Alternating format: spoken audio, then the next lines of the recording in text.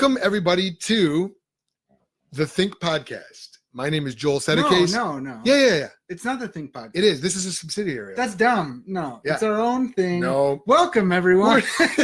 We're not doing that thing where we have a network and there you have to scroll through different We shows. are our own network. This is the Think Podcast. You are a guest on it. You're gonna tarnish the Think Podcast name with our You podcast. are tarnishing it by Just besmirching it. Just Welcome, everybody, to the Think Podcast, also known colloquially. Is it known that way? Colloquially. Also known locally as the Sons of Thunder. My name is Joel Sedecase. I'm the host of the show, and my guest today, I'm co-host. You're a guest as well. Co-guest. No. My co-guest to my right here. No. I'm the host. You are the co-guest. I'm joined here today by my brother, Parker, who is 8 years younger, but only 7 years behind in many ways. So good job. He made up one of the years. Very good. What a compliment. We are here today for installment number 2 of the Sons of Thunder, and we're talking about a couple of authors. And I was joking about my brother being only 7 years behind. He's really more like only like 6 years behind, because he really is a student of philosophy and of different authors and different ideas. And one of those authors that Parker has really been getting into over the last few years is C.S. Lewis.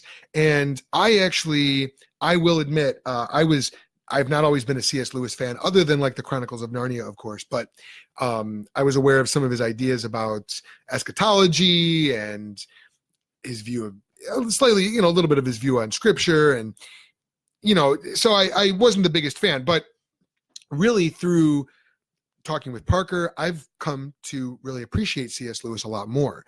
And C.S. Lewis has this idea, this argument for God's existence that is really brilliant. But here's the thing. I didn't know that it was a C.S. Lewis argument, because in seminary, I only encountered it, or really a version of it, from another philosopher named Alvin Plantinga. Plantinga, I'm going to let Parker introduce who that is and why he matters, but just a brilliant philosopher. And, I'll go ahead and say I don't agree with everything Plantinga says either. In fact, even really he's not a presuppositionalist, but he kind of sounds like one sometimes. Yeah. But I wanted to bring Parker on to pontificate and ingratiate himself to you. That's my word. He accused me of ingratiating myself earlier in the week, or asked. He had to ask me what the word meant. Well, let's just, because he didn't know what it meant. He was trying to use it against me, but he had to ask me what it meant. So that was a fail. But it was a good try. Anyway, I thought Parker would do a great job of being able to tell us about this argument for God's existence. Now, a few weeks back, I did a podcast episode of the Think Podcast called "Are You There, God? It's Me, Science." And I talked about how the very practice of science, the very methodology used by the scientific method, presupposes God, and it actually makes no sense without God. Then recently, I also had a great conversation with Daniel Ray, who has his book, The Story of the Cosmos, and he was on. We talked about that. So we've been sort of doing this spate of scientifically minded episodes recently, and I thought Parker would be a great one to bring, or the Sons of Thunder would be a great opportunity for us to talk about the intersection of science and philosophy, and bringing those two together in two different arguments, but really sort of two wings of the same bird, and to talk about how they prove God's existence. So without any further ado, Parker, just give us a breakdown in real plain language about each of the different arguments so that we know what we're talking about. Yeah. So Alvin Plantinga's argument, known as the evolutionary argument against naturalism, follows Darwin himself in what's been called Darwin's doubt, and says that given naturalistic evolution, the great overarching drive of evolutionary theory is survival of the fittest. and therefore our cognitive faculties would be aimed at survival beliefs and not necessarily aimed at true beliefs. But if that's the case, then we have an undercutting defeater for all of our beliefs, that they are perhaps survival beliefs and not necessarily true beliefs. So that's the gist of Plantinga's. And Lewis's argument, in a similar vein, he follows someone called JBS Haldane. And his argument goes that if naturalism is true and sort of naturalistic determinism is true, then all of our thought processes, all of our beliefs are produced by the laws of physics and not necessarily by the laws of logic. And so we have another undercutting defeater for our beliefs, including our belief in naturalism, naturalistic determinism.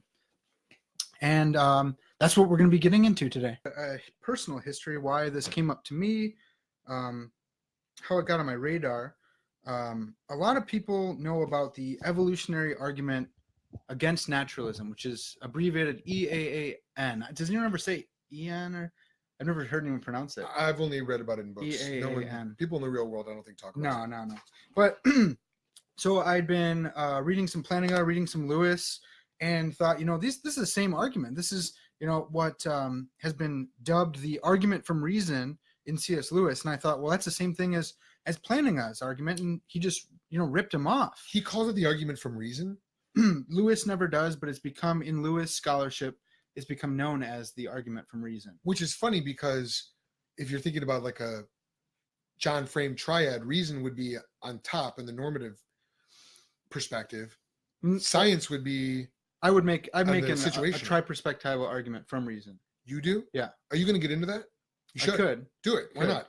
So first, let's just go over the personal history. All right. So I thought, here Plantinga is, and he ripped him off. He stole Lewis's argument, and that's not really fair. And I read some more Plantinga. I read his, I believe it's his second of three books in his, what some have called his magnum opus, his best series. It's 3 books on warrant concerning knowledge. So traditionally, knowledge has been known as justified true belief, I think ever since Plato. A few people know this, but in the 90s, Al Plantinga he had a little rap career, and he went by Warrant G. And he was mildly popular. I don't get that reference. You don't know who Warren G is? No. You don't see what I see every day as Warren G? No. So hit the east side on the LBC on a mission trying to find Mr. That's Nate Warrant Dogg. G. That's Nate Dogg. Yeah, but he's singing about Warrant G. Oh, well. Warren G. Okay. It's Plantinga. Al Plantinga. So after his rap career, anyways, Plantinga, I thought, this guy ripped off Lewis, not cool. And I get through the second book in his series, and I see the last footnote on the last page of his Warrant and Proper Function. The last footnote says, Victor Reppert, a proponent of Lewis's argument from reason, Victor Reppert reminds me that the argument of this chapter bears a good bit of similarity to arguments to be found in chapter 3 and 13 of C.S. Lewis's Miracles. And I thought, well, that's not fair. Like he ripped him off, and then he gives him credit in the last footnote, on the last page. There's a strong resemblance. Yeah. And purely by coincidence. So I was kind of mad about that. And I reread C.S. Lewis's Miracles, and turns out I was the dumb one. They're not the same argument. They're very similar, but they're both unique, and they're both, I think, really powerful and really awesome. And so a good way to distinguish the two from each other is by looking at who each author quotes. So Plantinga's argument starts with Darwin himself, and it's an argument against evolution and naturalism together. Someone who believes both of those propositions together, it's an argument against that. So he takes up Darwin's doubt. By naturalism, we're talking about essentially atheism. The natural world is all that there is. Yes. Matter and energy, or is that materialism? Well, everyone will go into different details, right? So the way Plantinga describes it is there are no supernatural persons. Fine. No God, no like supernatural soul. That's naturalism. Right. Which is it materialism or naturalism that allows for the existence of a soul, just no God? Maybe natural. I'm not sure. Physicalism. One of them is physicalism. That's what Christians are appropriating today. Physicalism? Yeah, there's a lot of Christians who are Christian physicalists. What? Yeah, because they believe in an emergent mind. It's just an emergent property. That's dumb. Yeah, I think it's really dumb. That's really dumb. Yeah. Terrible. There we go. That's the title of our. That's dumb. Welcome to That's Dumb with Joel and Parker. Okay. So Plantinga starts from Darwin. It's called Darwin's Doubt. There's been, I think, probably several books with that title. Mhm. And Lewis starts with J.B.S. Haldane, who was a scientist. I don't know, an old scientist, probably like turn of the century. So let me read both Darwin and then Haldane, and we can go in their arguments and see how they're different. Yeah, great.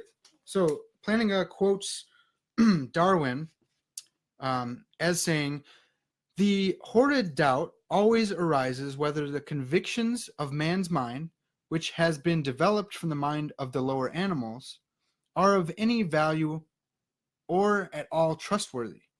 Would anyone trust the convictions of a monkey's mind if there are any convictions in such a mind?" Right. Right. So it's saying, look, if we came from them, does anyone trust the convictions of a monkey? Would you ever ask him if 2 + 2 = 4? Of course not. Right. So this doubt that was nagging at Darwin is, like, can our senses be trusted? Which is really interesting because really the evolutionary argument against naturalism has its roots in Charles Darwin. Right. In Right. his own theory. And hey, props to him for recognizing that. Yeah, it's really cool. And it's really cool that Plantinga will take that up, and he's an analytic philosopher Mhm. and just goes in just excruciating detail. Right. Like, here are all the implications of this. Yeah. And the end result is not favorable. Right. For those who want to use Darwin to prop up their naturalism or their atheism. Right. So Lewis quotes Professor Haldane as saying, "If my mental processes are determined wholly by the motions of atoms in my brain, I have no reason to suppose that my beliefs are true, and hence for supposing my brain to be composed of atoms."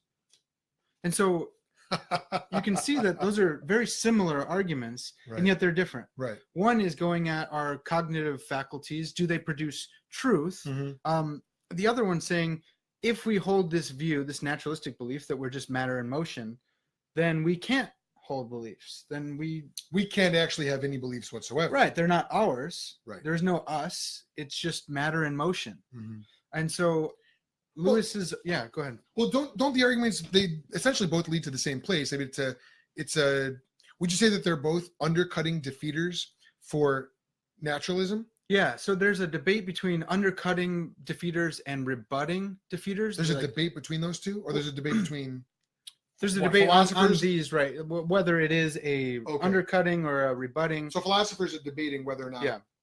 what these are. Yeah. Plantinga thinks he has an undercutting defeater. Yeah, and I think that's right. So do we classify Lewis's as an undercutting defeater, or is it a rebutting defeater?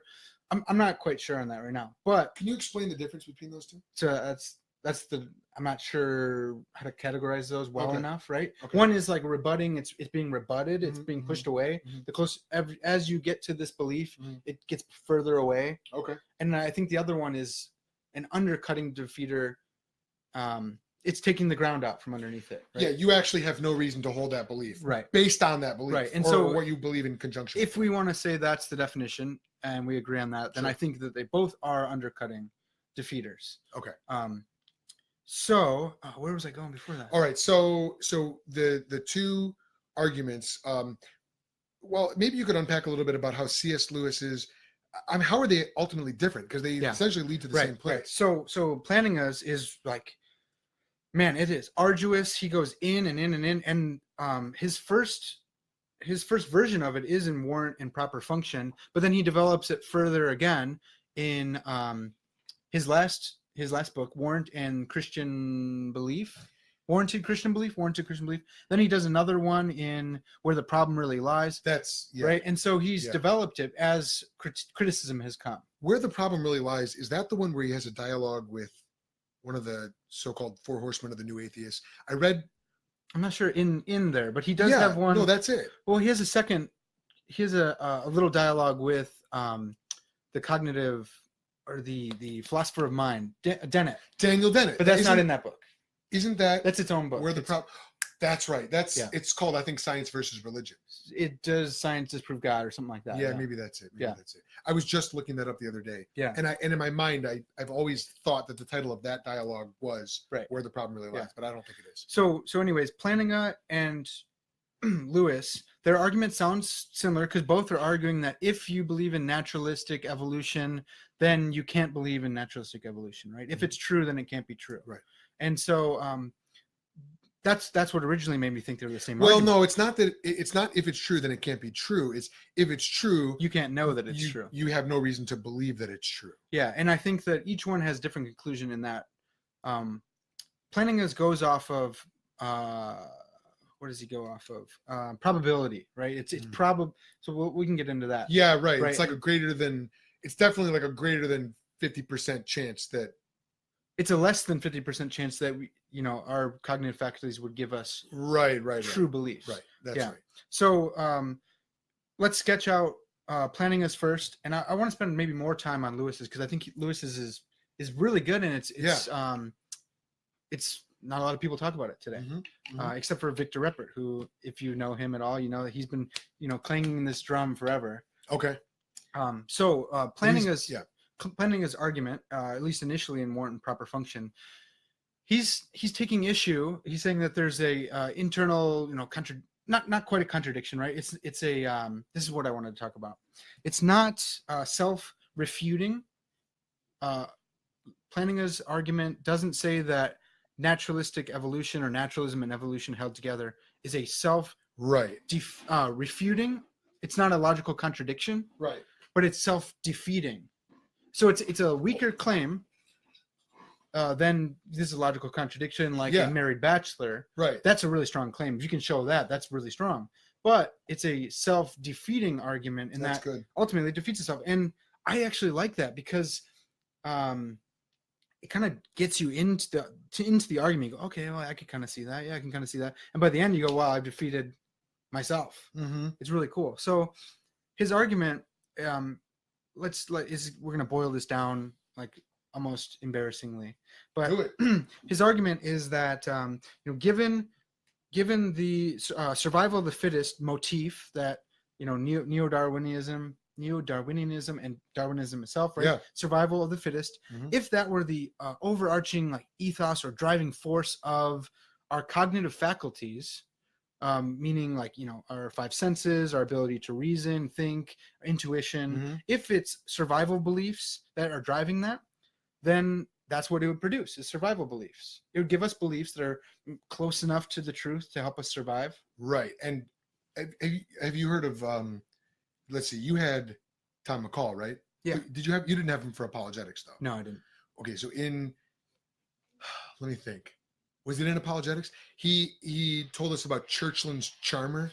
Yeah. You know about that? Yeah. Patricia Churchland? Yep. I think I have a quote from Churchland. Yeah. Okay. Do you want me to read that? Yeah, but does it have it doesn't have it. I don't think the original has that. That swear word. Oh, but it's implied. Sure. Yeah. The 4 F's? Yeah. Let me read it. Yeah. Okay. So Patricia Churchland, another philosopher of mind, I believe. I don't know. Well, she's never going to listen to this. Yeah. She can't. She's still alive? I'm not sure. Anyways, okay, so boiled down to essentials, a nervous system enables the organism to succeed in the 4 F's: feeding, fleeing, fighting, and reproducing. There's a terrible joke there. And she says that with a twinkle in her eye, a wink, a nudge, and a huh? Yeah. Huh? Terrible. I'm not laughing at that. No, the principal chore of nervous systems is to get the body parts where they should be in order that the organisms may survive. Improvements in sensory motor control confer an evolutionary advantage. A fancier style of representing this advantageous is advantageous. Dang it, now you made me look like a child. A fancier style of representing is advantageous. Wow, I should have you read this. So long as it is geared to the organism's way of life and enhances the organism's chances of survival. Truth, whatever that is, definitely takes the hindmost. Yes. Right, and that's what you should believe if you believe in evolutionary theory. Right. And have you heard the comparison? I got this from McCall as well, of like the frog It doesn't matter what the frog believes about the fly. Yeah. I guess I did hear that from you because Plantinga always talks about a tiger. Oh, okay. Right? I believe he always talks about. I've heard him talk about tiger, where he says, "Hey, look, if you think that the best way to become, really good friends, really close friends with a tiger is to run away from him, then you will survive. But that's a false belief. That's not how you make friends with a tiger. But as long as your body's in the 4 Fs, right? As long as your body's in the right place, which is not in the tiger's teeth, right, then you will survive. Right. But you're not gonna become best friends with him. Right. That's right. Yeah, that's true. I guess that presupposes that you have a desire to become friends with the tiger, right? Well, if that's your belief, right. What he's showing is there's a disconnection between your beliefs and your survival. Right. And so the comparison that I'm thinking of, the analogy, which I think we've talked about, is if a frog wants to become a prince, right, and he thinks, I just got to eat one more fly and I'm a prince. One more fly and I'm a prince. Right. One more fly. As long as he keeps eating the flies, he will survive. Right. He'll never become a prince, but it doesn't matter because his mind on Darwinianism is not geared at truth. That's irrelevant. It takes the hindmost, as Churchland says, but it does produce an instinct or practices and habits that will lead to survival. Yeah, and that's all survival that matters. Beliefs. Right. Yes, survival beliefs. Good. And so given that truth, well, so 2 + 2 = 4, right? There's one answer. There's one correct answer for that. There's an infinite number of wrong answers. 2 + 2 = 4.1 or 4.2 or infinite, right? Yeah. So given survival of the fittest and survival beliefs and your cognitive faculties being aimed at survival rather than necessarily aimed at truth, you can get close enough to truth to survive, right? Like the frog analogy, like the tiger analogy, or story, whatever it is. So what Plantinga is arguing is that, given evolution and naturalism, our cognitive faculties would be aimed at survival beliefs, and that our cognitive framework, our belief connection, our noetic, well, all of our beliefs, right? Our noetic structure. No, that's what gives all of our beliefs would be our beliefs. Yeah. Would be less than 50% true. Right. And again, just to stress this, like to clarify, we're talking about the conjunction of belief in evolution and naturalism. Right. Naturalistic evolution. Right. So in other words, really what he's really getting at, this is not an argument against evolution. I wish it were, but there's other great arguments against evolution. But the argument is against naturalism because essentially, really, the idea is this: most atheists or naturalists or materialists or physicalists, they believe in macro neo-Darwinian evolution. Right. Millions and billions of years. Billions and millions and billions of years. Yeah, right. Greg Bonson. Right? Is that who you're? Yep.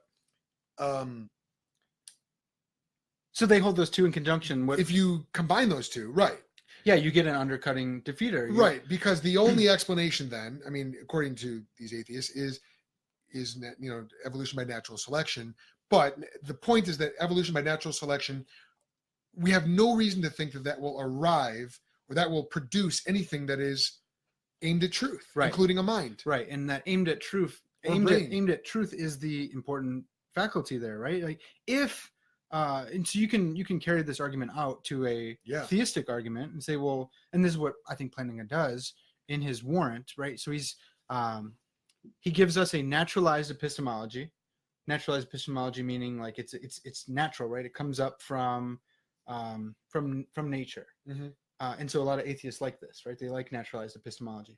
But Plantinga says naturalized epistemology only blooms, I think, or flourishes in the garden of metaphysics. And so because Plantinga says, because there's a God who's designed our cognitive faculties and aimed them at truth, we can be justified in believing that our faculties give us truth. Are you contrasting implicitly naturalized epistemology with like revelational epistemology? Or what do you mean? Not quite, but so Plantinga is really crafty because he's using their epistemology, right? They want a naturalized epistemology. Oh, they want one. Are you saying Yeah. that Plantinga holds one? He developed one in his warrant series. Oh, right. Cognitive right. faculties in the right propitious environment. Yeah, functioning according to their design. Exactly, right. Yeah.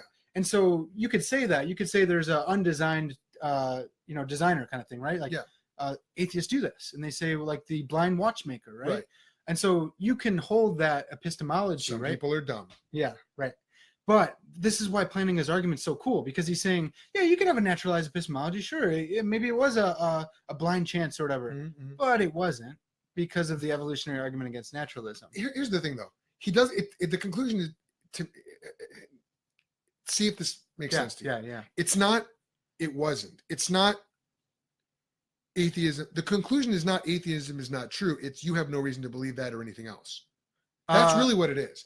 It's most probably right, not but true. it does hone back in on that single belief, right? Well, because it's not just it's not just a warrant.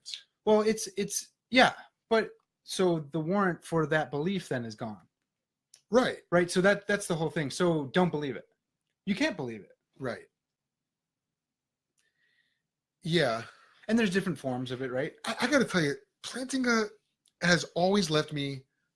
I get to the end of his argument, and I think that's so good because, yeah, you're right. I mean, I, of course, agree with his conclusion that naturalism is false. God, of course, exists. But you're hinging everything ultimately on a probability because... Right. We don't as presuppers, we don't like... Right. Because can't the atheist just come back and say, well, clearly I... But so I mean, they could just it's interesting because he is of the will. Okay, I'm going to believe it anyway. They do, and they will. So right? Yeah, but it's still I would think it's a sound argument, right? It certainly sounds valid. And so, it's cogent. Ultimately, we know that it's the heart, right? If you don't want to believe something, you can suppress that truth. You can push that down. But do you see this as a knockdown, drag-out argument, sufficiently disproving, not disproving atheism, naturalism? Right? Because you made this point earlier, and I think it's right. It's not it's not a refutation. Okay. It's that you can't believe those two propositions in conjunction because it undercuts your very ability to believe it. So you can't. You just can't believe it with any degree of certainty. No, greater than 50%. No. So if you follow that, it's our cognitive faculties would be less than 50% accurate or truth producing. Yeah. Then you have no reason to believe that your belief in evolution and naturalism is true. So it's undercutting your right, but it still comes down to probability. But then you'd say, okay, well then maybe it is. So maybe 50% of my beliefs, under 50%, let's say 45%, whatever, are true. Maybe this one's true, right? Maybe naturalism. Maybe that's the one. But you can't know. But you can't know that. You have no reason to. Right. So you can't know that. So I love the way Plantinga leaves naturalism on shaky legs, on staggering, teetering. I don't see naturalism as being knocked fully over here. I mean, I think your ability to hold it, naturalistic evolution or naturalism and evolution, right? Okay, if you held to like a theistic evolution, you believe God developed this. Right. But his whole point is not to disprove evolution. Right. Okay, so here's my because I'm trying to see how this comports at all with, and I want to get to Lewis, but how does this comport with presuppositionalism? Because in presuppositionalism, which we've talked about before, you enter into the unbelieving worldview for the sake of argument, and that's fine. Yeah. But and of course, you take the biblical worldview and say, look, this is how your objection and the biblical answer actually do make sense. Right. In the unbelieving worldview, you can't even make sense of the question. Mm-hmm. But Plantinga is not a presupper. Yeah.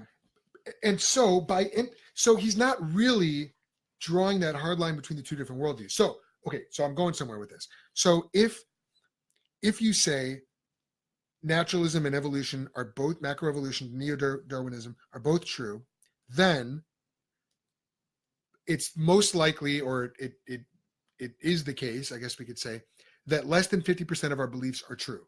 But we wouldn't even have a reason for believing that less than 50% of our beliefs are true. And I understand we haven't gotten to the conclusion yet, but we're still dealing with the premises.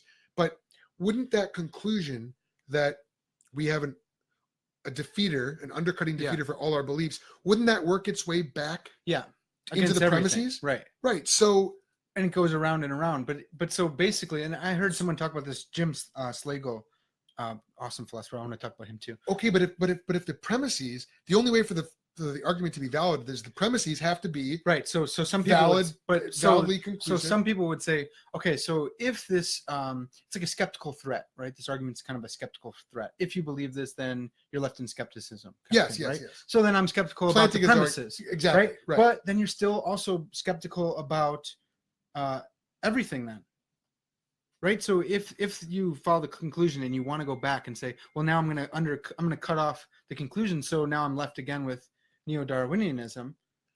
Do you know what I'm saying? Yes. It kind of undercuts your whole framework. I get that. I totally get that. It undercuts everything.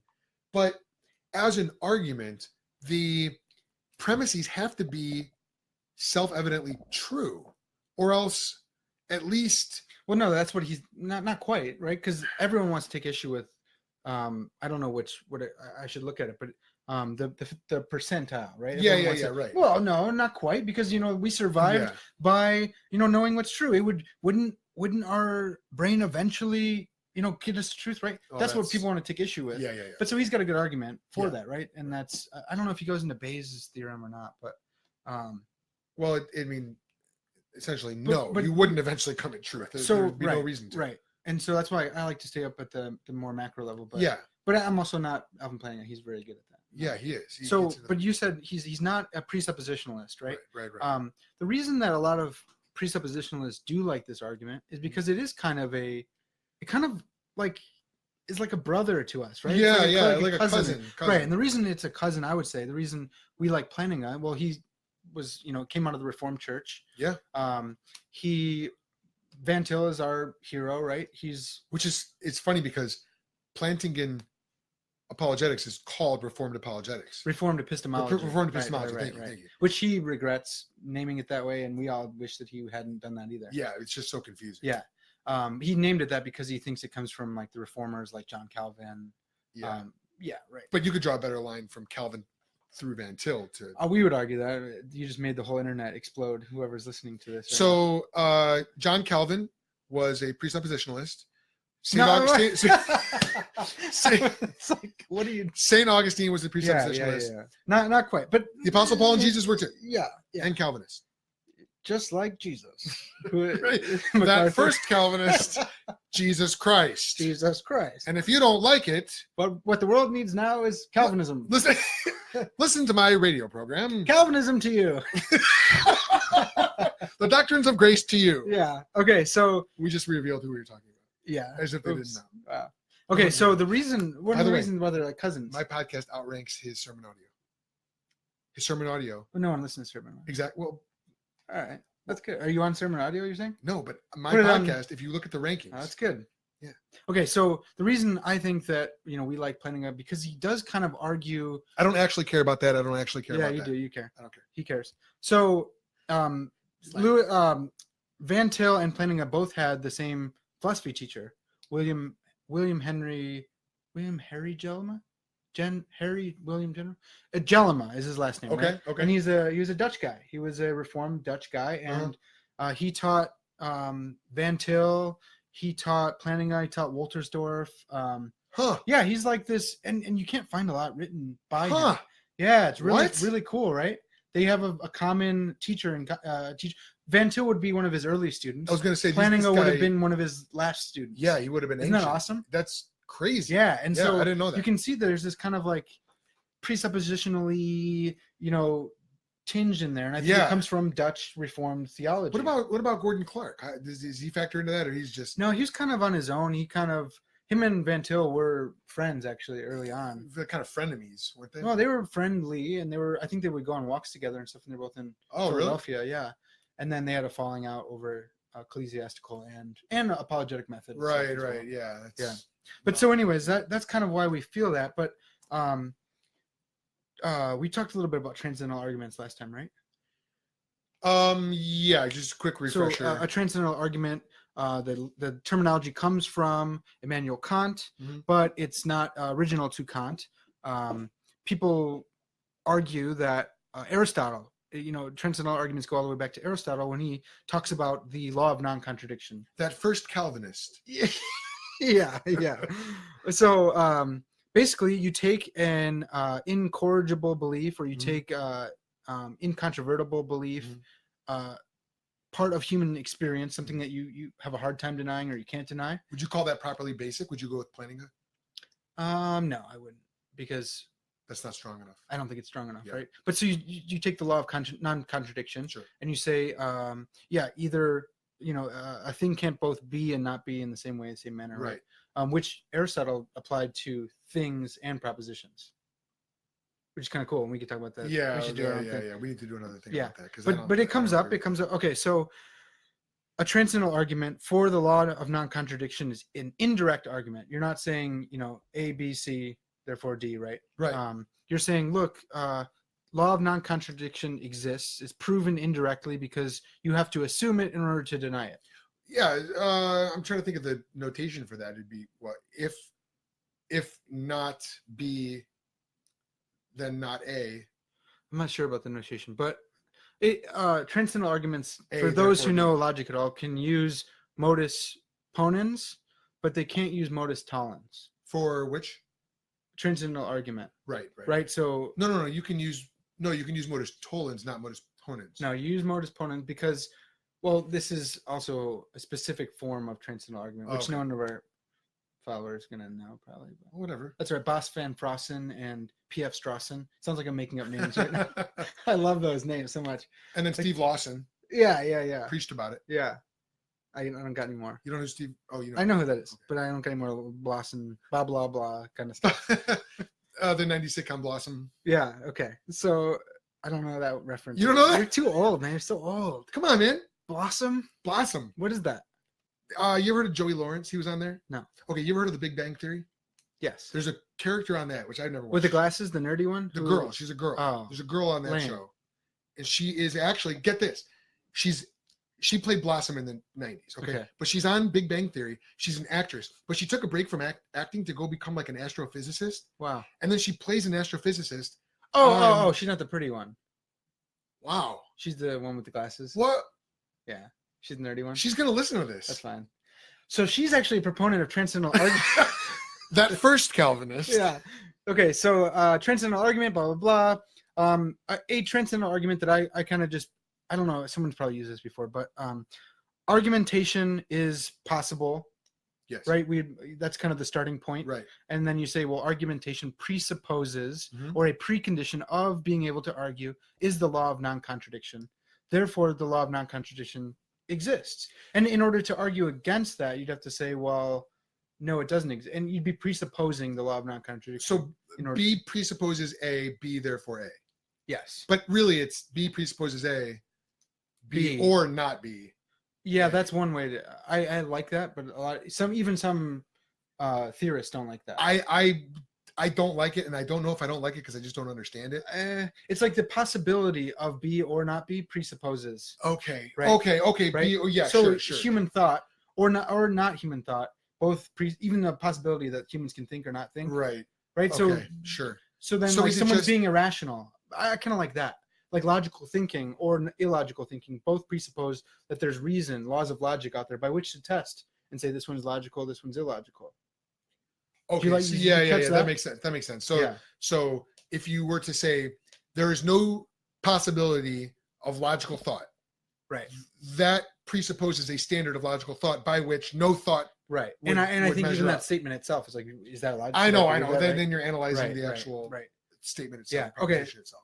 Yeah. Right, so I just wrote a blog post about starting points in transcendental arguments. You want to just tell? We're going to get to it at the end. Where can people read your blog? Yeah. Trendsetter case at WordPress.com. Yeah. But if you just go and you Google Parker's Pensees, Pensees, Pulses. I think it should be the first result. Okay. Click on that. My latest one is on C.S. Lewis and Cornelius Van Til and transcendental arguments and how to set them up and different categorizations of them. It's good. Yeah. So Harry Jellema, we got to. Okay.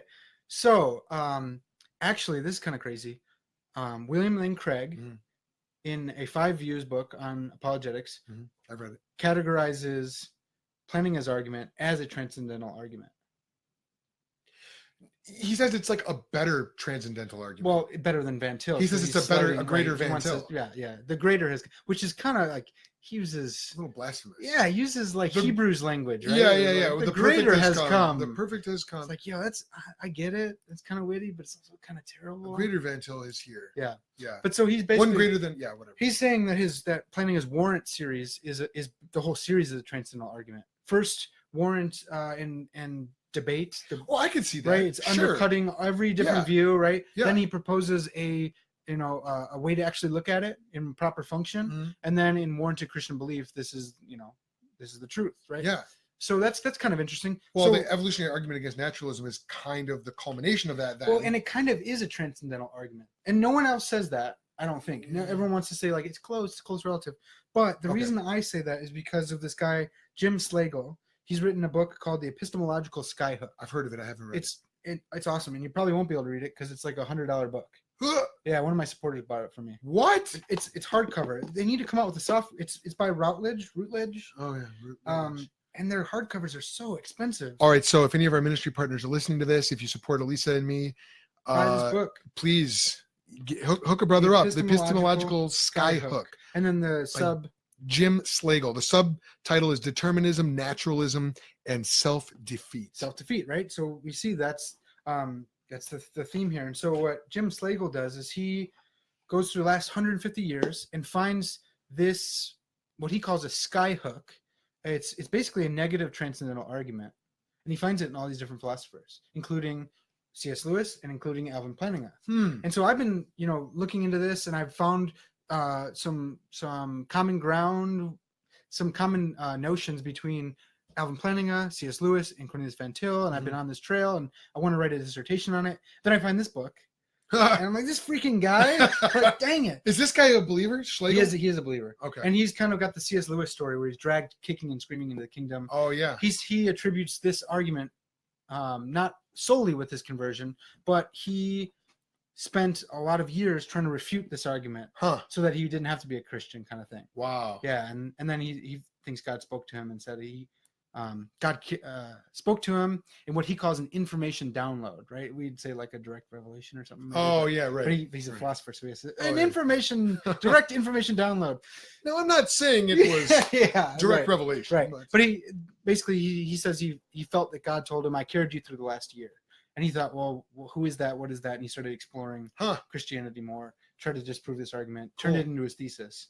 That's really cool. Yeah. That's very cool. So a epistemological skyhook, or a skyhook for short, he comes up with that term. This is really cool, actually. Mm-hmm. He took the term from Daniel Dennett. Mm-hmm. Daniel Dennett says, hey, there's skyhooks and there are cranes. And a crane is built from the ground up. Basically what a naturalist would say about the mind. Mm-hmm.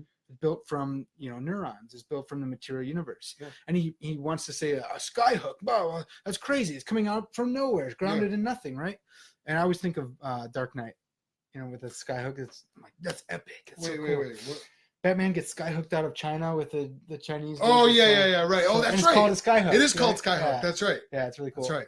Or what is Skyhook the bad thing in Terminator? No, that's Skynet. Okay, Skynet. That's we should come up with a Skynet. Yeah, we should do a epistemological Skynet.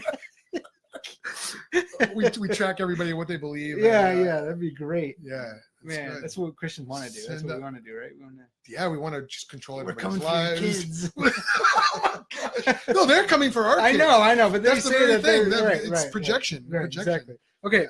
So the Skyhook is basically a negative transcendental argument. All the transcendental arguments we've talked about have usually been positive arguments, meaning we're trying to show a precondition, we're trying to prove something. Yeah. The unbeliever. Logic presupposes God, logic therefore God. Right. They don't put it that way. Sure, but we're trying to go from a given to something that is presupposed by that given that the interlocutor doesn't want to affirm. Discussion partner. Sure. Yeah. So a negative transcendental argument takes this given that we both agree on, or that you have to agree on, like logic, and say, you have to hold this belief, but this belief contradicts your other beliefs, or your other belief, like naturalism and evolution, so you can't have that belief. That's not what Plantinga is doing, though. Well, I think it is. And that's what Jim Slagle argues, right? No, but an atheist does not have to believe in Darwinian evolution, though. Exactly. And since they believe in reason, it's in contradiction. It's That sounds more like Lewis, though, not right. And so it's a type Plantinga. of skyhook. So Jim Slagle is saying here's what skyhook is, and here's what planning. So I kind of like the idea of saying it's a negative transcendental argument. We all have to believe in reason. Okay. Try and deny that, right? I don't believe in reason. Well, should I believe that? Like, is that reasonable? Should I believe the contrary of what you just said? Yeah. So you do believe, right? I'm with you. So everyone, reason, logic, what? Everyone has to believe in Sure. reason. Sure. Okay. So define reason. That's a tough one, right? I know. Human reason or big logic. R reason, but okay, so we could say logic. The laws of logic. Reason is our ability to think, right? Yeah, and find truth. It's right? the mind's response to logic in accordance with the laws of our logic. ability to find and apprehend truth. Okay. It goes into knowledge and stuff too, right? Sure. But you're able to reason, able to apprehend the laws of logic. How about that? And apprehend and use. And use, yeah, that's reasoning, right? So we all have to do that. And you can't deny that because you're reasoning when you do that. Correct. So from there, you can make a positive transcendental argument for God, which I think that's kind of what Frame says you can do that. Well, that's what Van Til does. He doesn't. No, his whole thing is you can't make a positive transcendental argument. A positive? Yeah, proving God's existence from reason. Wait. What do you mean by positive? So okay, let me clarify. Positive argument we said earlier, right, is you take the given, and you show underlying belief of that given. Right. A negative transcendental argument would be you take the given and you show it can't be in accord with your other beliefs. Okay, I'm sorry. I'm thinking direct, indirect. Right. I got my terms right. Okay. I'm thinking direct, indirect. So I believe that Plantinga's argument is a form of transcendental argument because negative transcendental argument because you're saying, hey, look, you have to believe in reasoning, right? The conjunction of naturalism and evolution would undermine reasoning. So you can't hold that reasonably. But does Plantinga say, I'm trying to think, does he say you have to believe in reason? Maybe that's implicit, but I'm asking, does he make that explicit? I'm not sure that he does, because he doesn't actually, I don't think he likes, I think he said somewhere he doesn't like transcendental, he doesn't like, at least, see, Van Til's transcendental arguments, right? And you can even debate whether Van Til ever did a transcendental argument. I think he did once or twice, right? But he's kind of, this is what I argue in my blog post, so check that one out. He argues like on a meta level. Right, argue this way, and then it's left up to us to go and do it, right? Yes. And I think Lewis actually does that really well. So maybe we could transition into Lewis here, right? Sure. Wait, real quick. Yeah. The skyhook. Yeah. Is in okay. The skyhook is a negative thing. Yes. It's not a positive argument for God. It's a negative argument against. So these arguments are exposing the skyhook in the atheist thinking. That you have to, yes. I just want to make that clear. Right. The atheist assumes reasoning and reasonability, intelligibility of the cosmos, etc., out of nowhere. The atheist, the very one accusing Daniel Dennett, the very one accusing Christians of grasping onto skyhooks, is himself holding onto a skyhook, trying to be all reasonable. Right. And we can only understand his arguments if his arguments are false. Correct. And that's a negative transcendental argument. I don't know that I like skyhook, though. I mean, it's a circle. It's a vicious circle. Well, no, all of us have to have a skyhook. That's what he's arguing for. And he's taking out of Dennett to say, like, nah, like he's thumbing his nose at it, which is kind of sweet. I like that. So Slagle is saying Christians have skyhooks as well? Yes. I don't like that. We all have to. The skyhook is like reason, right? It's not okay. The reason is that anything that's not based from the ground up, meaning like materialism, is a skyhook. It's coming from somewhere else. Okay. It's not coming from the ground. Oh, I see. So it's a supernatural kind of thing. This is specifically in conversation with atheists who believe in with determinism and naturalism. Okay. Fine. So someone who believes in a revelatory epistemology of some other kind, a Jewish person, Muslim, this is not an argument for them. No. Although, wait, you mean can they use it? No. I'm saying this would not be an argument to use against a Roman Catholic. No. But Slagle's. I'm looking forward to his new stuff because he's saying he's going to start building a positive version of this. Okay. Because he says, and he follows Lewis really closely, that like you could be a idealist and follow this. And I, as a presuppositionalist, right, we don't want to like leave the door open for those kind of other worldviews, right? Right. But you know, he is also a philosopher, so he doesn't want to get out over his skis and say, right? So he's trying to be as precise as possible, and he wants to be reasonable. And we hate that, you know. No way. Yeah. Right. I see no reason why, with the preponderance of the evidence, so in favor of the probability that God exists in some possible way. We have to slip that in each one of them every time. I see no reason. Yeah. Okay. So going on to Lewis's argument.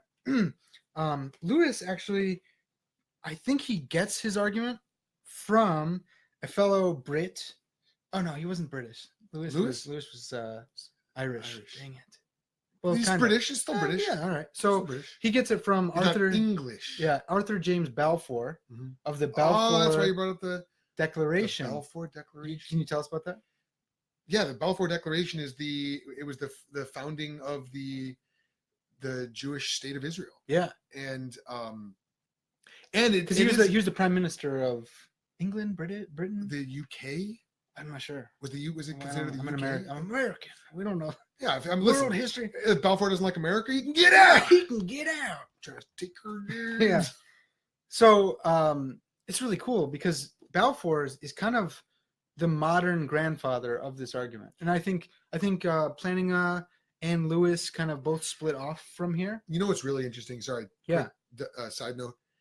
If you go back and look at like the Zionistic movement and the foundation of Israel, even going back into the 1800s, it's showing that the Lord's coming back soon. Yes, going to be raptured right coming now? back in the year 2012. Yes. Blood moon. When the Mayan calendar will run out. Yeah, and that's it. That's it. No, but it was very theological, and there used to be such an interplay in the English-speaking world between theology and politics. Yeah, there really, really was. I mean, you know, even Spurgeon was talking about.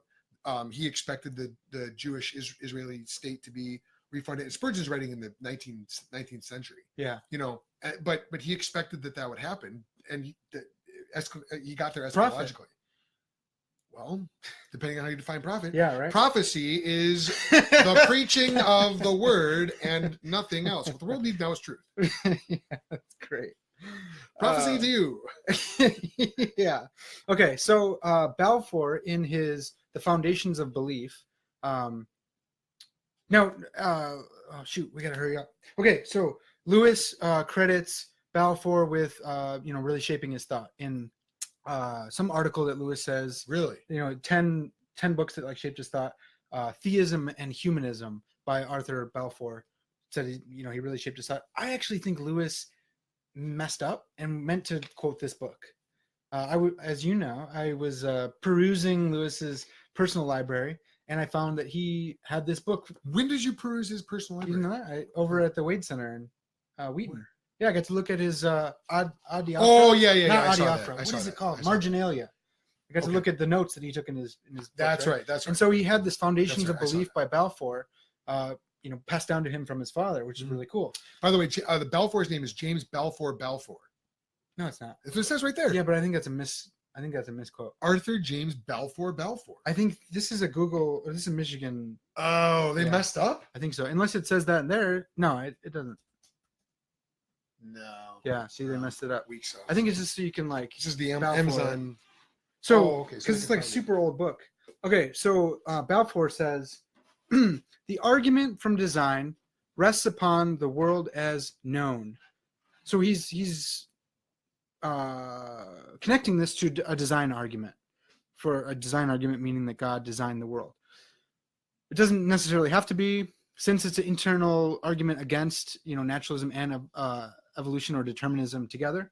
So he continues, but something also may be inferred from the mere fact that we know, a fact which, like every other, has to be accounted for. And how is it to be accounted for? I need not repeat again what I have already said about authority and reason, for it is evident that whatever be the part played by reason among the proximate causes of belief, among the ultimate causes it plays, according to science, no part at all. On the naturalistic hypothesis, the whole premises of knowledge are clearly due to the blind operation of material causes, and in the last resort to these alone. On that hypothesis, we no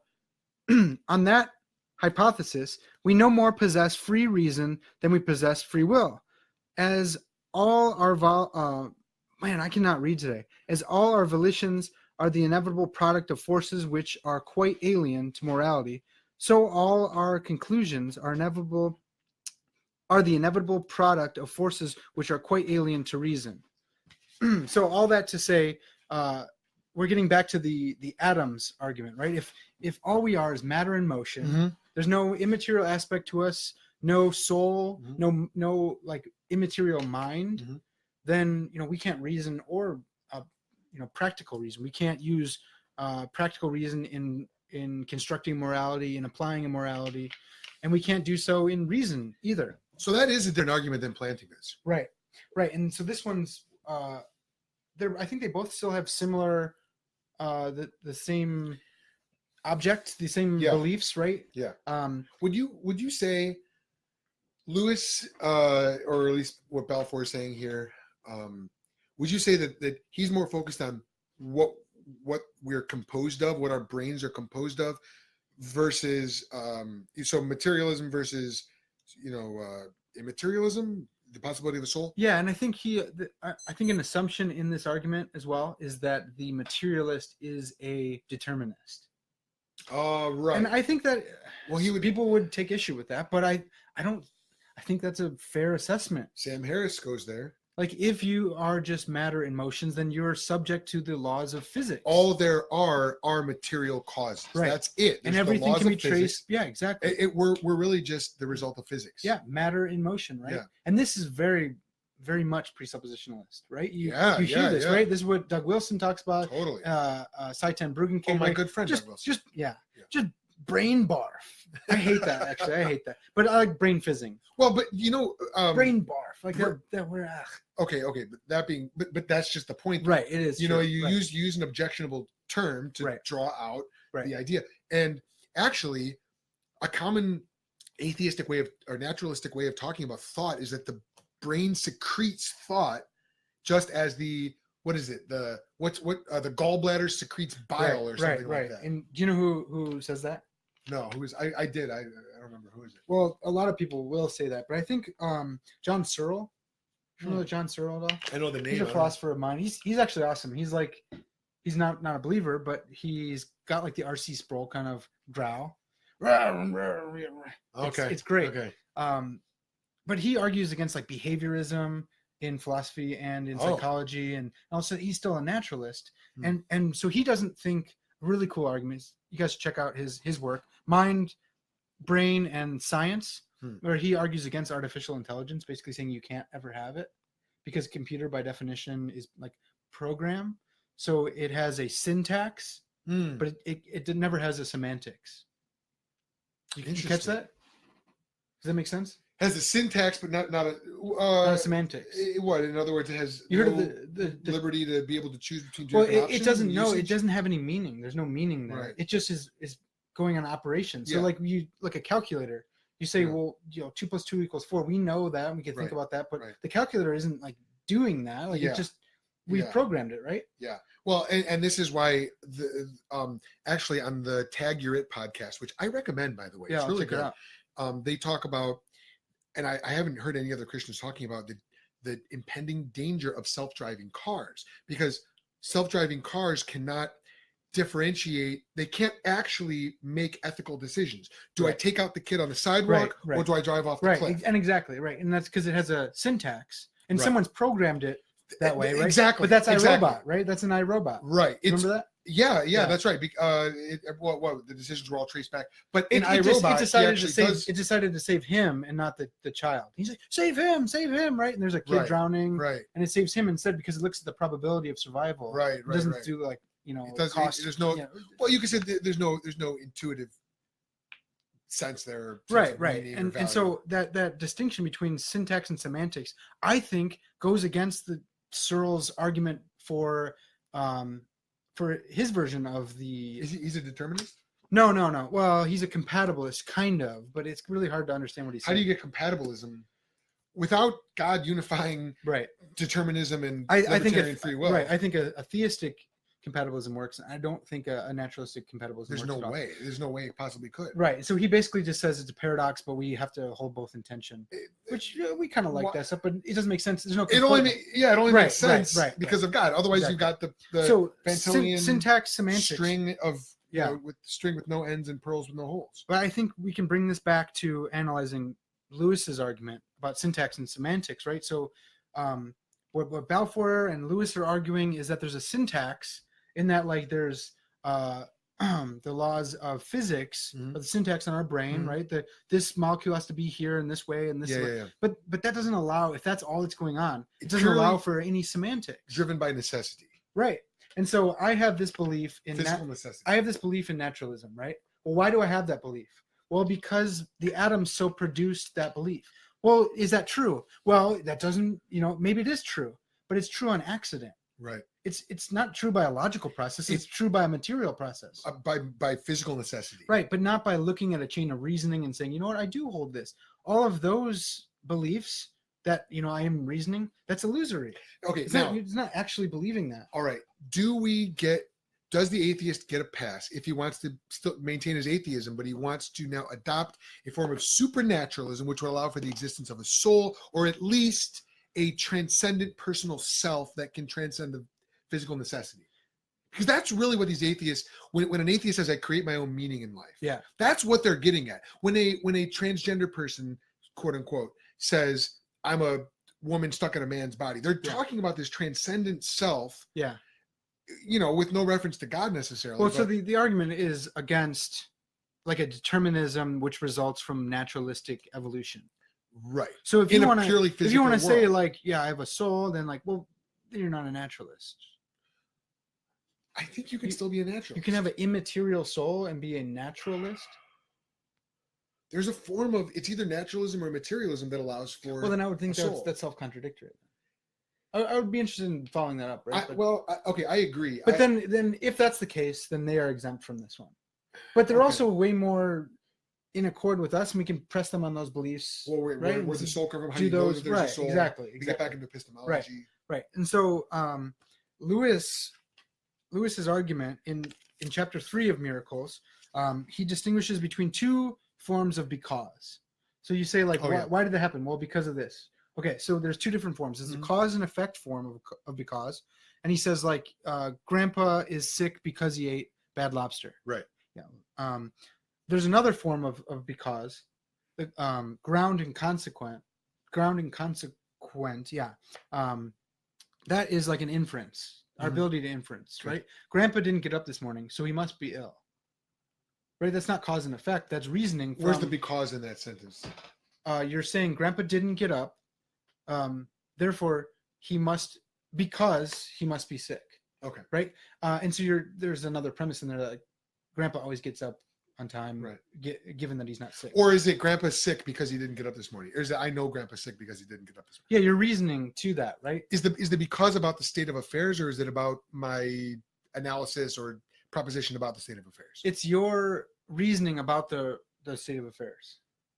Oh, he must not be up because he's sick. It's about your thought process, right? Okay. So he's saying there's two forms of because. There's cause and effect, and there's ground consequent. Ground consequent is the logical form, right? That's our ability to reason.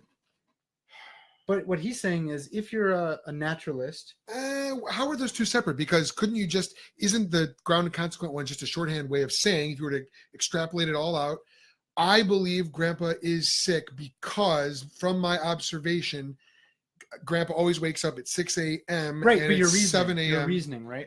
But the state of affairs has guess you're reasoning to it. Okay. Right? Yeah. And the other one is just like an actual cause and effect, right? I reason this way because here's my reasoning right. process. And the first one, you're not saying I know Grandpa's sick because he ate lobster. That's still reasoning, right? The 8-ball went into the pocket because the cue ball hit. Right. Okay. And even that, like for us to know that, we'd have to reason that, cause and effect. Right?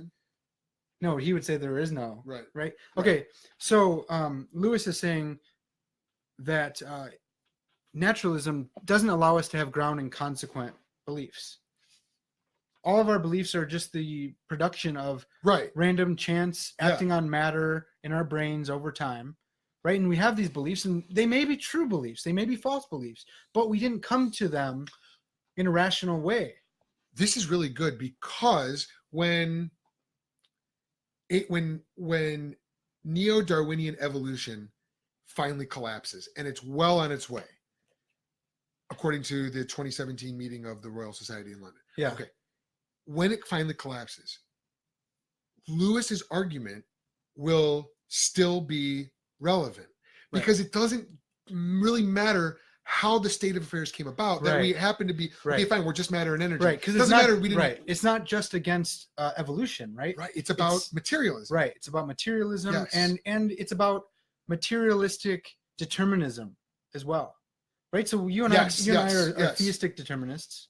We believe that God is determined the end from the beginning. I mean, we're compatibilists. But compatibilists believe that determinism and God's decree is our choice are compatible, right? Sure. So Slagle even says, like, hey, I don't think that this quite goes against atheistic determinism. He's I believe an Arminian himself, or at least holds a libertarian free will. I really want to say that some people are dumb. He's actually super smart. But so in the end of his book, he does try to apply it against theistic determinism. He says, yeah, well, I don't know that it sticks, but let's see if it sticks against you guys too. Okay. And he says, basically, your beliefs aren't your own. They're God's. Like God made you have those beliefs. That's why I don't like saying that I'm a determinist. But you are. You're not a hard determinist. You're a self-determinist. Right, but but even then, that presupposes that there's, or that implies that there's like a really like rock-ribbed sort of determinism. Yeah, and then there's like there is. Things aren't God as allows determined. different means to affect the outcome. Yeah, but I wouldn't call that soft versus hard. Things are just as determined. Then you're a determinist. Yes, but determinism. But you can say you're a compatibilist, but compatibilism presupposes determinism. Right. So to say fine, but not it doesn't presuppose only hard determinism. Only sole. Sure, that's fine. That's fine. But it's still a precondition of it. But the word determinism connotes only determinism. Right, but it's the same way that mere determinism. Cottage cheese presupposes dairy products. So compatibilism presupposes. Right, but if I say I'm a dairy cottage lover. cheese onlyist. No, it would be the other way around. I'm a cottage cheeseist. Well, you only eat cottage cheese then? No, I eat other dairy products as well. I don't think that's it. Well, you're a determinist. Are you only a determinist? No. I believe in. No. It'd be like, hey, I'm a dairy lover, and you go, you love all dairy. You go, no. I love this kind of dairy. No, it's the opposite. We're broadening it because we're bringing something else in. I'll let the viewers. This isn't. This is. This is going to really determine. Yeah, okay. You are a determinist, but not a broad just determinism in general. You're a type of determinist. Not a narrow determinist. I'm not a narrow determinist. Sure, that's fine. But that's the cottage cheese. Narrow determinism is cottage cheese. No, determinism is a broad category. You can be a naturalistic determinist. You can be a supernaturalistic determinist. I think that you can be a hard determinist. You can be a hyper Calvinist. You can be a true, like rational believer Calvinist. You can. My wife texted me. It's fine. I made a great joke, but we'll just add in some laughs. Okay. It wasn't that good of a joke. It was good. You could be all sorts of types of determinism, but we're a specific type of determinist. All right. Whatever. Compatibilist. That's fine. Okay. I don't think so. Slagle, our reasons are our own. I want to take that up more. I think that's really intriguing. I think that's a really interesting thing to argue over. If God's decree obtains, then but okay. So.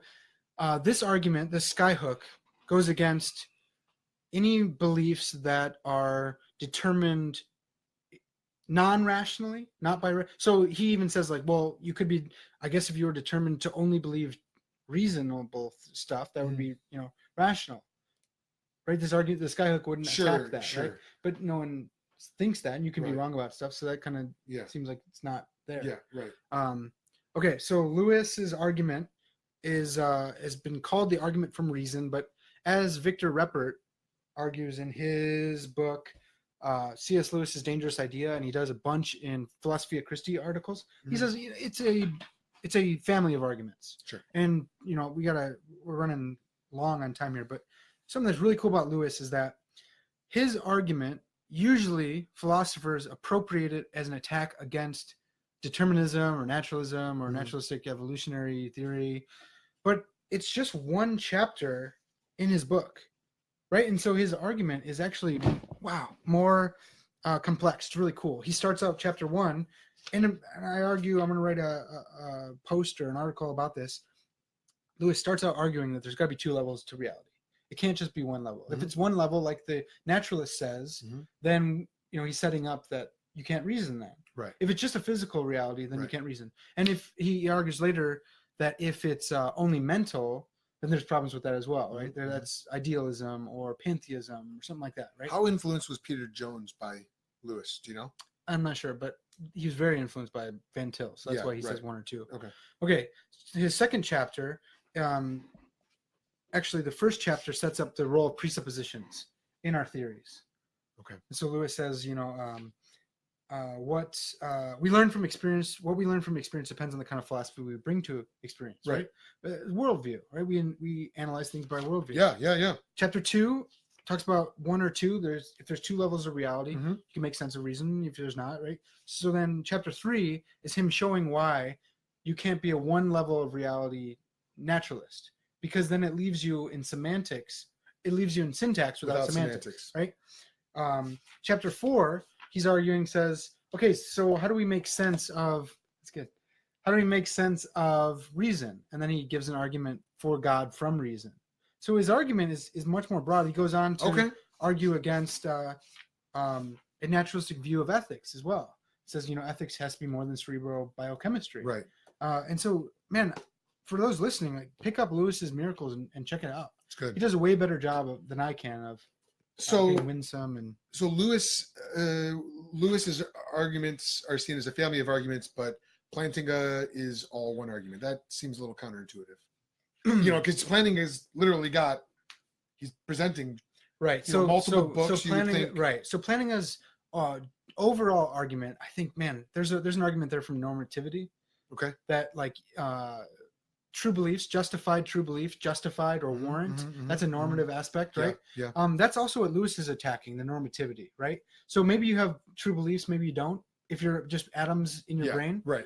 But that doesn't matter because you didn't come to them by any normative reason. Oh, it's not justified. It's not justified, right? So he's attacking the warrant or justification. It's not warranted. In a similar way that Plantinga would, right? And so you're attacking the normativity of the naturalists' belief function, right? All their beliefs, right? And so in that sense, Lewis is making a negative transcendental argument in chapter 3, which is similar to Plantinga's. Okay. And then in chapter 4, he's using a positive transcendental argument, I think, to say that reason presupposes God. Okay. So the negative argument is the negative argument that he makes in chapter 3 is essentially, as a materialist, you have no reason for trusting your conclusions. Right. The positive argument would be, reason presupposes God. We reason, therefore. Right. And God. So the common thread between those 2 chapters, at least, and he goes into chapter 13 about facts, which I wrote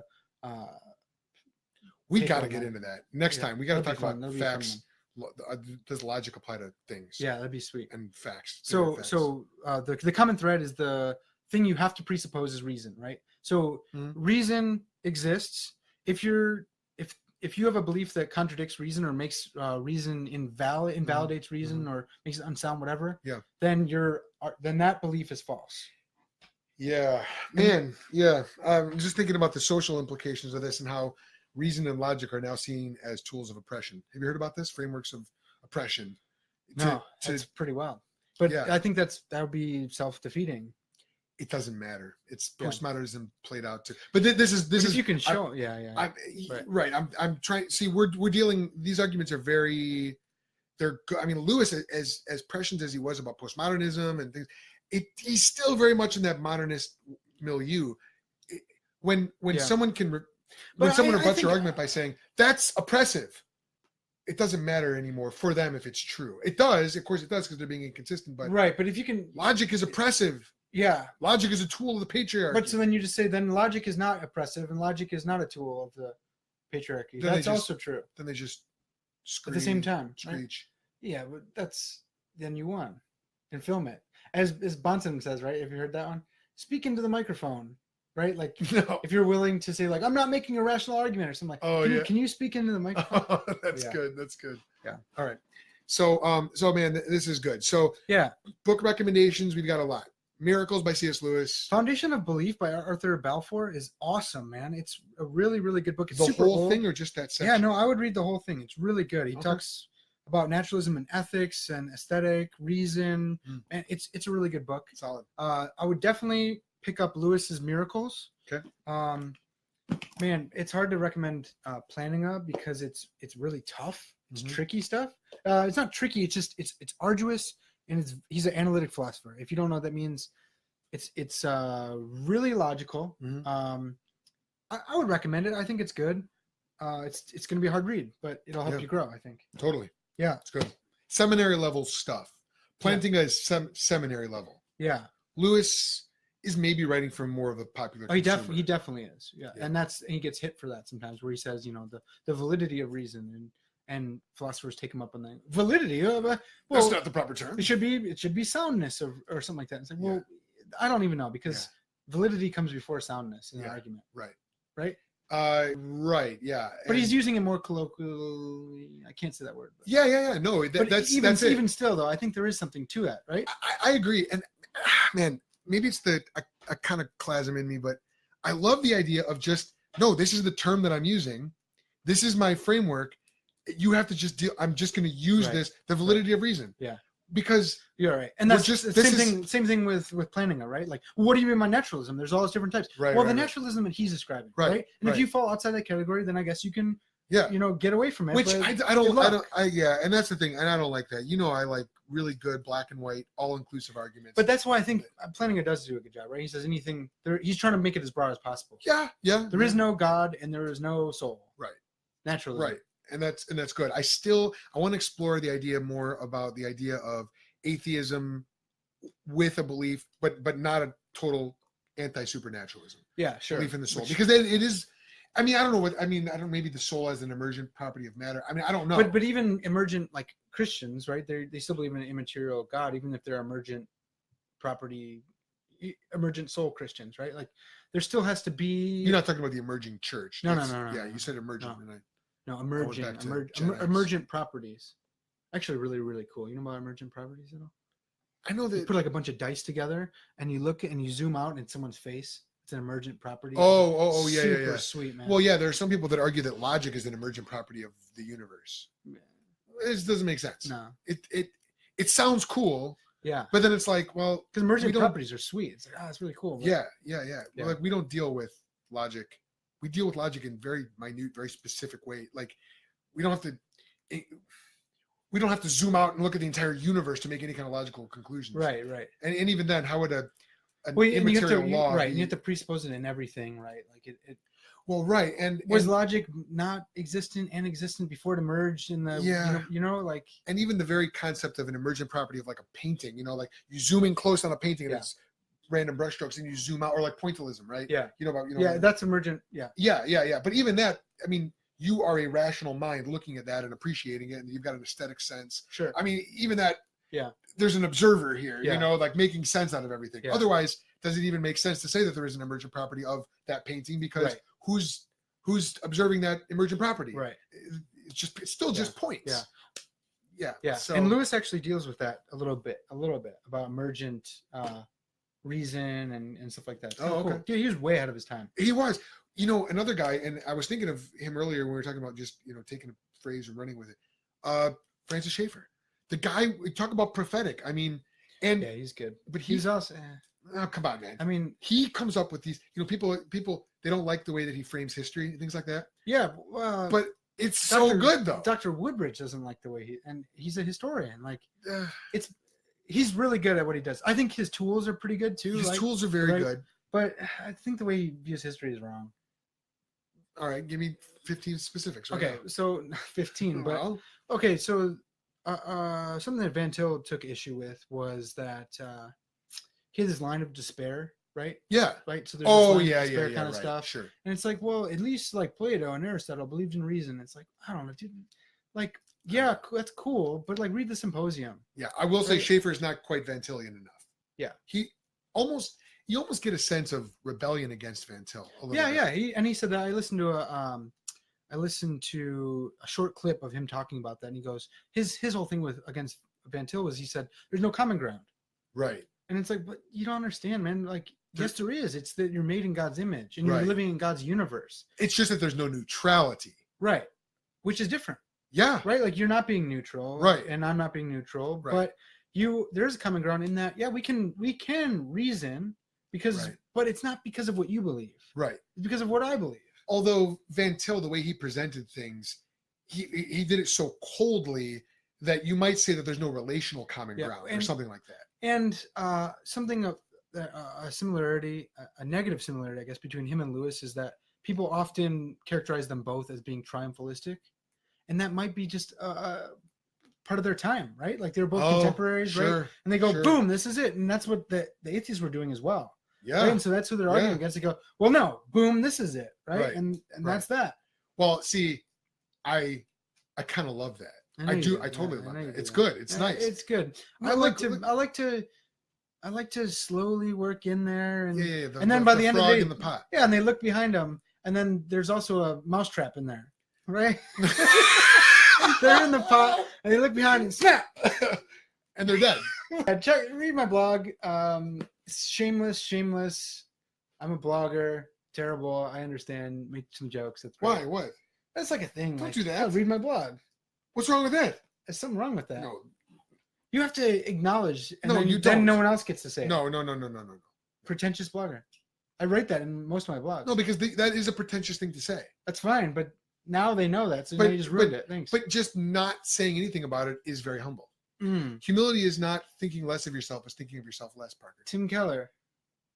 No, where do you think you got it from? I think he's got that from Lewis, maybe. Right from me. Via. So much to edit out. All right, cool. So Parker's Pensays, trendsettercase.wordpress.com. If you want to follow along with the Think Institute, hit us up on Twitter. You can become a follower on there at ThinkInst. You can go to Instagram. It's at The Think Institute, or on Facebook at The Think Institute. Go to truthinconversation.com to listen to all of our podcast episodes and get great content there, articles, et cetera, et cetera. And that's all we have for today. Yeah. Until next time, hope it made you think.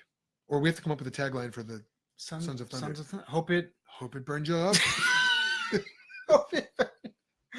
Oh man. There it Thunder, is. Yeah. Hope it burned you up. Do they burn? Thunder, lightning. Like, hope it made your ears hurt. Hope it scared your dogs. That's good. There you go. 30 minutes. We'll just continue. I'll just take a break and put an advertiser in there. Yeah. Now we're break for a word for our sponsors. It would be funny to do this if we did like fake ones. Yeah, that'd be funny. It'd be pretty good. Here, you want to say something? Just Boomers are us or something like that. And just shred on. Are you? Do you like those disgusting ham sandwiches you have at open houses? I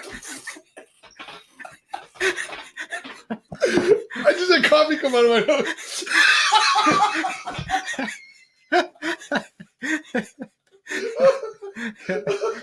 Why? You know that's true. They have no sense of taste. Boomers can't. They love that disgusting little ham. It's so gross.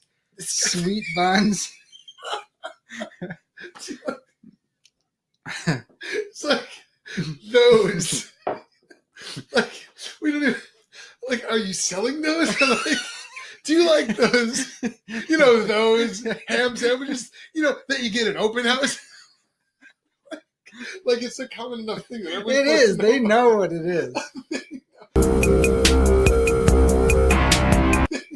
Oh yeah. Right now, like 50 boomers, like, oh yeah. Oh, I'm listening. Yeah. I'm listening. It'd be something for like pocket catheter or something like that. Pocket catheter? Yeah. Is that a real thing? Yeah. You put a catheter in your vein? In your pocket. Oh, I thought it was like a catheter that you put into your vein to open up your heart valve. No, catheter is what you pee into. Oh, yeah, that's right. But They got like bladder problems. They're old people. oh, so They really have those. So, So Fox okay. News will have like advertisements for that. First, I thought you were talking about a medical device. Then I thought you were talking about like a pocket protector, something that like opens up your pocket so you can put more stuff in there. No. Like a pocket catheter, like it opens up your pocket. That'd be a terrible name. I know. Yeah. I know. That's. No, it's Oh, like you put it in surprise. your pocket. Hey, do you like those ham sandwiches that you get at open houses? You'll love pocket catheter. Yeah. See, this would be good. Because you're. We need to make a bunch of these ads.